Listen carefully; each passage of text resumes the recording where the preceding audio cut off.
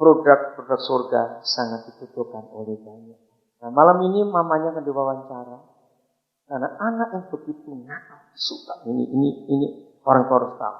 Ketika orang tuanya si ibunya cerita di sekolah langganan ibunya dipanggil gurunya. Karena ini suka pukul teman. Nah, karena saya belajar juga psikologi anak, maka anak yang suka pukul temannya itu melampiaskan kejengkelan. Karena dalam minggu ini nggak ada panggilan sekalipun dari sekolah. Anak pernah pukul temannya. Nah, saya beritahu kepada penyiar radio, ternyata minggu malam ini lebih jam 8, jam 7 waktu sini, ada apa istilah siaran apa saya lupa, saya usul, panggil ibu. Lalu dia memberi kesaksian bagaimana perubahan hidup anak ini. Nah, saya ketemu dia nggak sampai 10 menit, karena pesawatnya harus berangkat.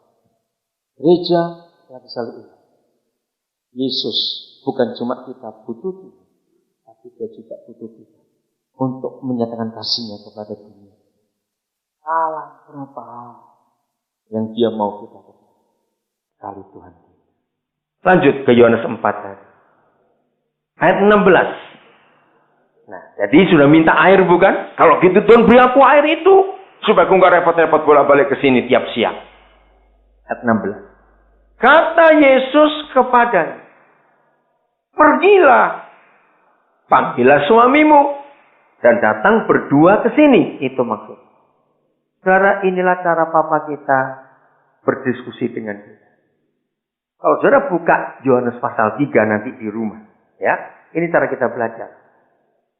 Tuhan bertemu dengan seorang tokoh agama Yahudi yang umurnya jauh lebih tua dari Tuhan Yesus. Yesus umurnya baru 30-an. Nah, yang ketemu di pasal 3 Injil Yohanes itu Nikodemus, tokoh Yahudi. Umur 80 tahun umur.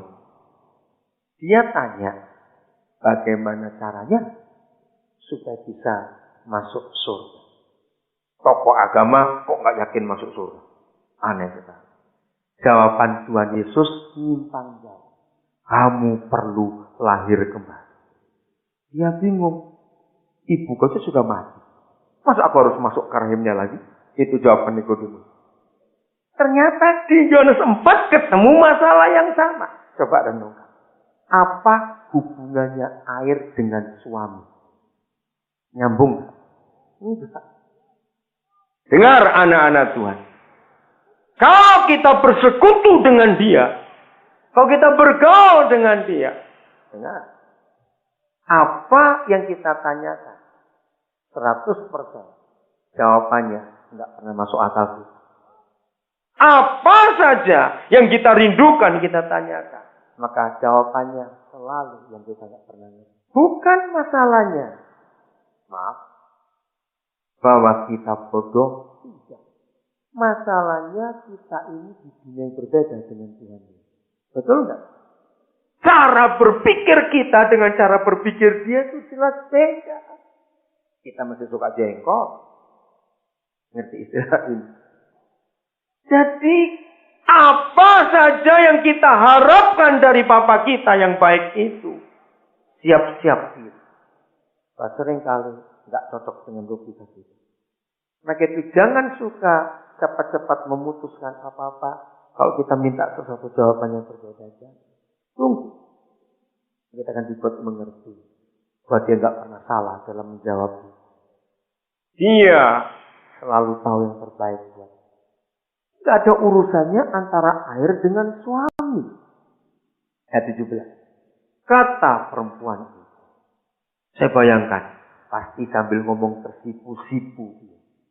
Aku tidak punya suami. Kata Yesus kepadanya. Tepat katamu. Bahwa engkau tidak mempunyai suami. Sebab engkau sudah mempunyai. Banyak betul. Berapa? 5 suami. Dan yang ke-6 yang sekarang ini yang masih tinggal di rumahmu. Itu juga bukanlah suamimu. Dalam hal ini engkau berkata benar. Mari kita cari. Kalau begitu perempuan ini profesinya apa? Pelacur. Profesinya pelacur. Mari kita kembali ke ayat 3 dan 4. Anak-anak, siapapun kita, dalam kondisi serusak, sebejat, sehancur apa dalam hidup ini, surga tidak pernah menolak orang jahat. Katakan amin. Surga tidak pernah menolak orang rusak. Surga tidak pernah menolak bajingan. Surga tidak pernah menolak orang yang nakal. Sekarang kita tahu jawaban. Mengapa dia panas-panas harus kembali lagi ke Galilea? Lalu siapa yang mengharuskan dia melewati daerah sana? Jawabannya kasih.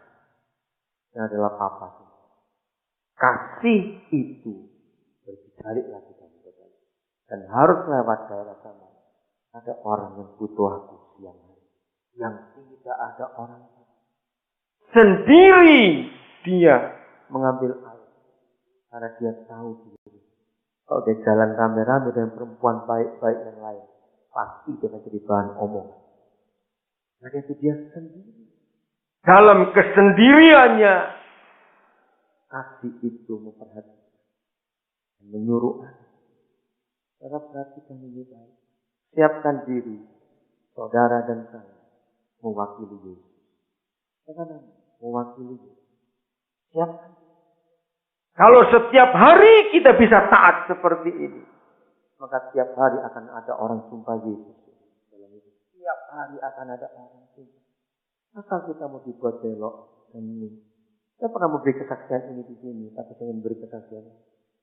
Kira-kira 3 tahun yang lalu saya dengar kisah. Seorang mahasiswa Indonesia. Dia sekolah di Amerika. Dia nggak begitu terlalu rohani. Dia orang Kristen. Hari itu Rabu malam dia cerita. Tiba-tiba dia kok ingin ke gereja dan dia tahu jadwalnya ada Bible study.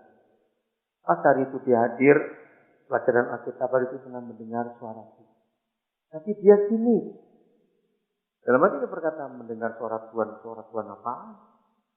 Karena dia nggak pernah tahu. Ya, tapi itu hadir, dia tutup saja. Dia pulang, selesai kebaktian, dia pulang. Dia sendiri.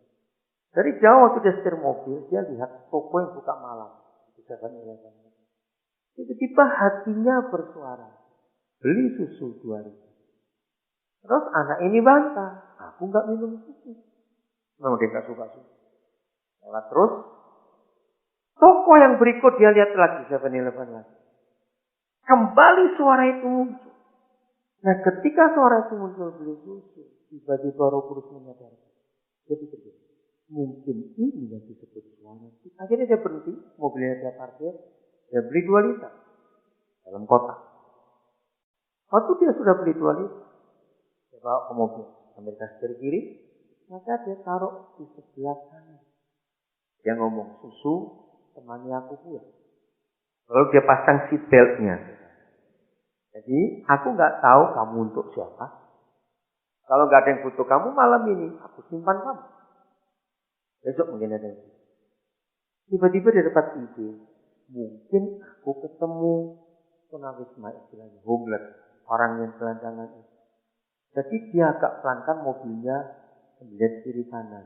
Tapi kok nggak ada. Karena ketika 2 blok dari rumahnya dia tinggal. Tiba kembali suara itu muncul. Belok kiri. Dia bantah lagi.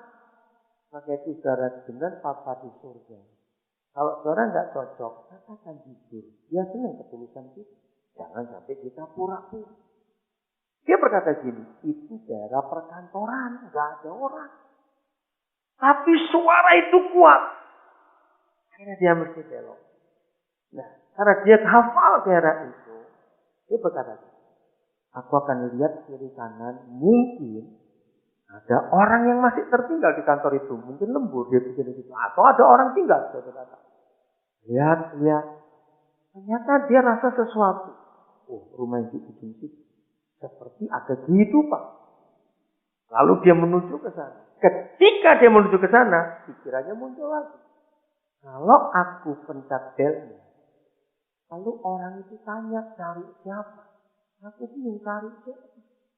Jadi dia diskusi dengan diri sendiri. Akhirnya karena gak ketemu jawaban, dia bilang, masa bodoh. Dia begitu. Pokoknya aku akan kasih susu itu.